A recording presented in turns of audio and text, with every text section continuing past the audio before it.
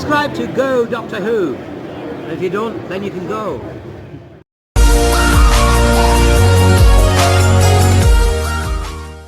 Hello guys, watching Go Doctor Who, and today we're going to do a video on the best possible series. I have permission to do this video off the Who Addicts. I'm putting it on the screen now. There's a screenshot of me asking them could I do this video, and they said yeah, go for it. So they were lovely and amazing for that, and yeah, this is why the video exists, I guess. And yeah, basically the best possible series is series 1, episode 1, and you have another episode 1 from another series, and you compare which one's the best of the best. But because that would take forever, I just basically gonna tell you which place I've put them all, instead of me picking, oh, is that one better than this? I've already done that decision off camera. So you're going to see my best possible series from the get-go. What is my best possible series, instead of me thinking my best possible series, if that makes sense. If not, let's just get into the video, because yeah, well, let's just do it. So episode 1 to all the way up to episode 13, we have all them episodes to tell you, and then we have a Christmas special and a special. So yeah, let's get into it. So first place is Rose. Now Rose is a phenomenal, brilliant start to Doctor Who. It is a very good episode 1. There's a lot of episode 1 contenders that could beat Rose, but I think Rose is one to definitely put on the best possible series. I think we learn about the companion, and we also see the Ninth Doctor as a mystery, and putting Who in the title again, with the Doctor being a mystery. I love that aspect, and I think we learn slowly throughout the episode who the Doctor is in a way, and I think this is a brilliant place at first.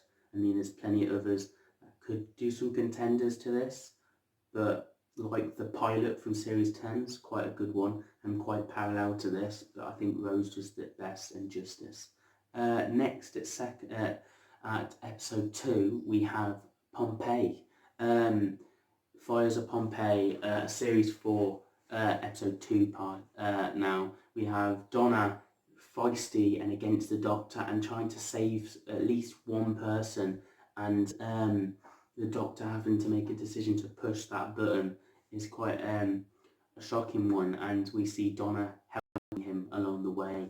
I think Pompeii is incredible, and it foreshadows quite a lot with Peter Capaldi, and we also have the person who plays Amy Pond, Karen Gillan. She was in this episode as well, which is quite a timey-wimey thing to happen. But I think Pompeii is quite a brilliant two-parter, and I think it is the best two-parter we've had throughout the show of New Who. And yeah, at third place now we have, let me just check, School Reunion.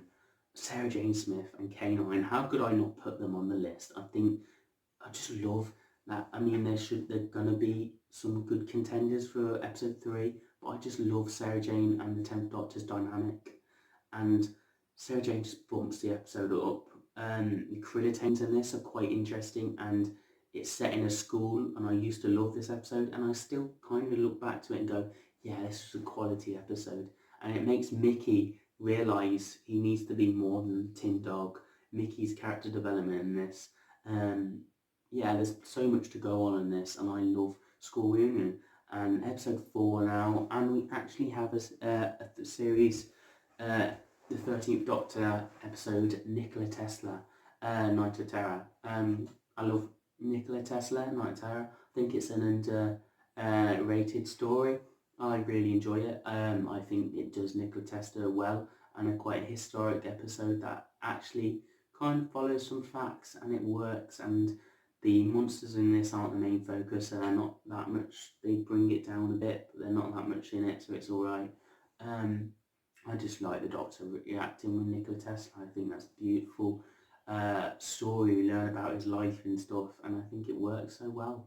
And episode 5 now, Oxygen. I love Oxygen. It was basically the end of time has always been my favourite episode, and then finally the end of time may have got beaten with Oxygen. At the time I was thinking, oh my god, Oxygen's amazing, it raised the stakes. Bill could have died, but she got out of it. but the 12th Doctor's blind. The 12th Doctor is actually blind. This is a big episode. Obviously the Doctor gets his eyes back, and it kind of diminishes this ending in a way. It was always going to get it back.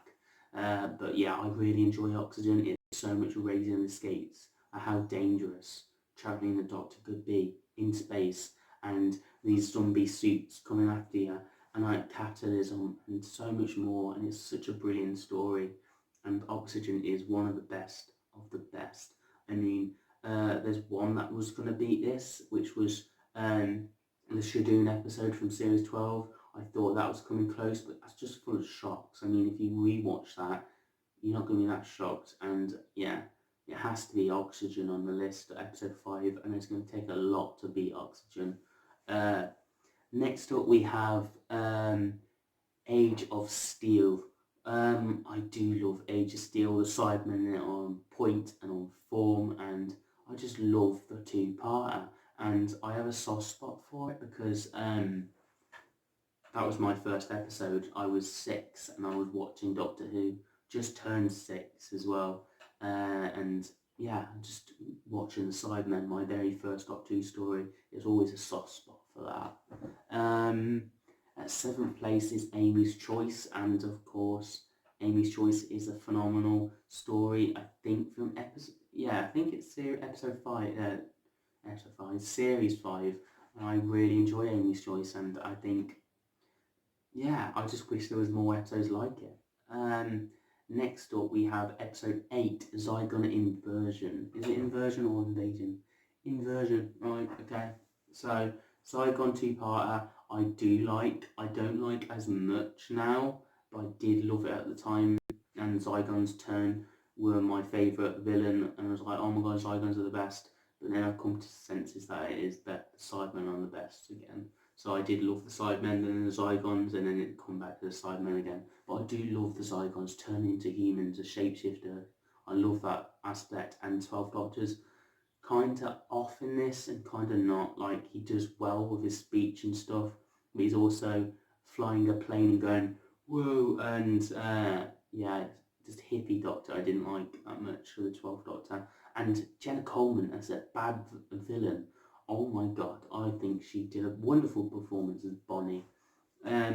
Next up at episode 9 now, Empty Child. Is it empty? Yeah, it's an Empty Child. So, and the Doctor dances is the second part. The Empty Child, yeah, did some well with "Are You My Mummy?" and the gas mask. That was quite an interesting, scary scene. They did play out some scary tropes that's still scary today. I think it's one of the scariest Doctor Who episodes ever, if not the scariest episode ever. I would crown it as the scariest. I think gave me nightmares, and walking around a museum and people had gas masks on, I had to keep my eyes on them, and I would not touch them when I went through a museum, and that's because of Doctor Who, and that's incredible that it can make that.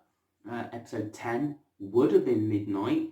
Midnight is a phenomenal episode, but I think I'm going to go with The Timeless Child, and this is a bit of a, you can't choose Timeless Child over Midnight, or Midnight, Timeless Child was terrible. No, I really enjoyed Timeless Child. I think we learn a lot about the Doctor's origin, and I think Sacha Dhawan, as we follow him throughout the episode, is incredible, and I love Sacha Dhawan's performance, and Jodie was incredible as well. We see a bit more action-packed with the companions, but yes, I'm a bit iffy on William Hartnell not being the first Doctor, technically in a way, but still, I really enjoy Timeless Child, so that's why it's at 10th place, and I'm sorry, maybe controversial. At episode 11 now, Heaven Sent, 12th Doctor, on his own, being trapped by the Time Lords in a confession dial, constantly on a loop, dying and being brought back, and dying and being brought back, and Stephen Moffat at his best with writing, and the person who directed this, I've forgotten her name, but she did wonders, and that's why she filmed the 12th Doctor's regeneration scene. She was beautifully recorded, and the veil was amazing and scary and coming slowly and always after you. And the 12th Doctor trying to work out room 12 and trying to break out breaking the wall was amazing, and the Murray Gold's music on point. It has to be at 11th place. There's nothing that can beat that. At 13th place now, Journey's End. Oh my god, I love this two-parter. I loved it as a kid.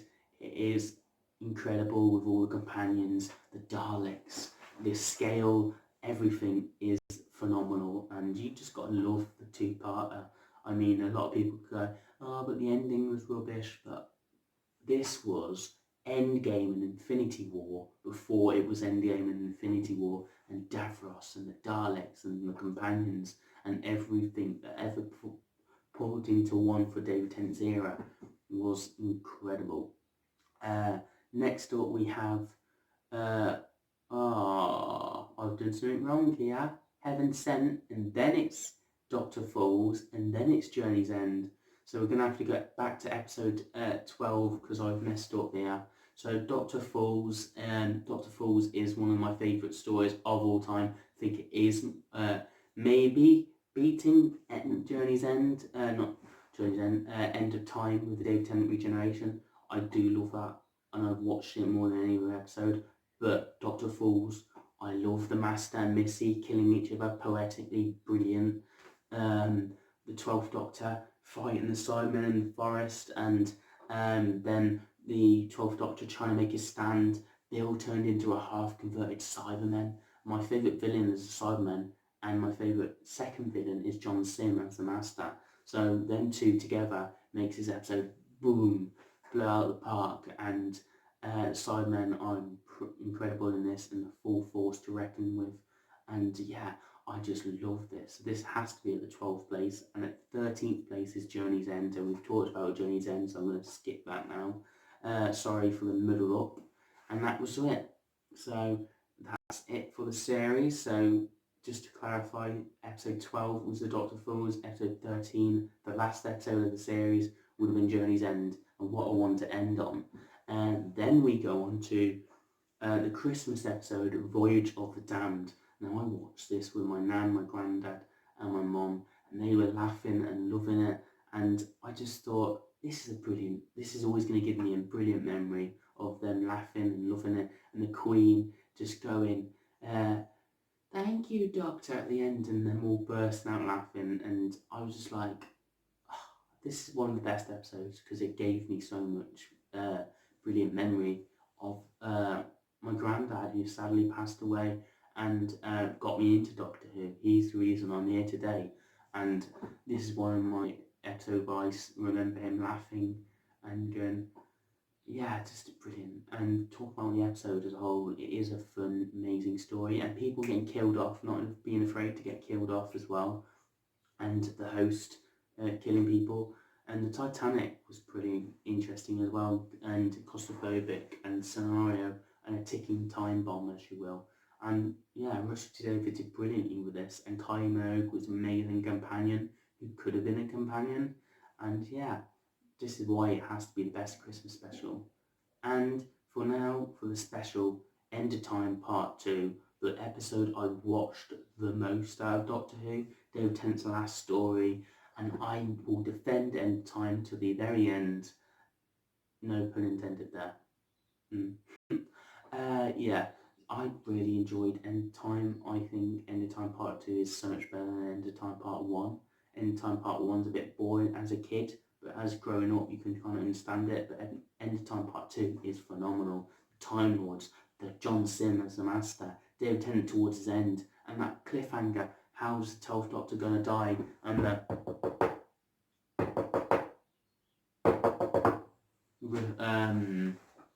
four knocks, and it turns out to be Wilf. Bernard Cribbins kills Dr. Ten, and all because he got stuck in a radiation thing.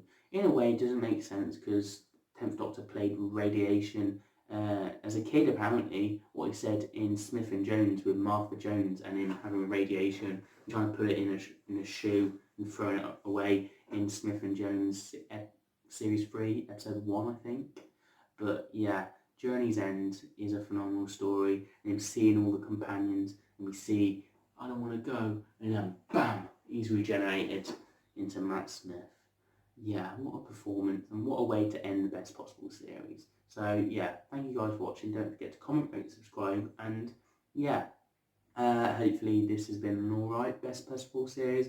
Probably not nowhere near as good as the Who Addicts, well it won't be, but that's my opinion. That's what I'd rank every episode from episode 1 to episode 13, my Christmas special and my special. That's where I'd put all my best possible series, and that would be my ultimate binge watch episodes. I'd love to do that one day.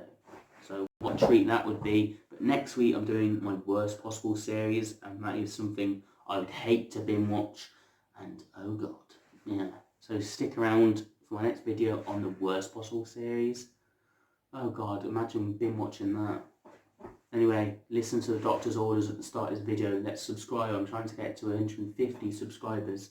We're on 70 subscribers so far, so we're nearly at 100. If you could get me to 100, that'd be amazing. But we're trying to get to 150 before the summer holiday, so that'd be great. Don't forget to comment, rate, subscribe. Listen to the doctor's orders at the start of this video. Sylvester McCoy, the 7th Doctor, gave you a message. You should probably listen to his command. And yeah, don't forget to comment, rate, subscribe, and I'll see you guys for my next video, the worst possible series. Yeah.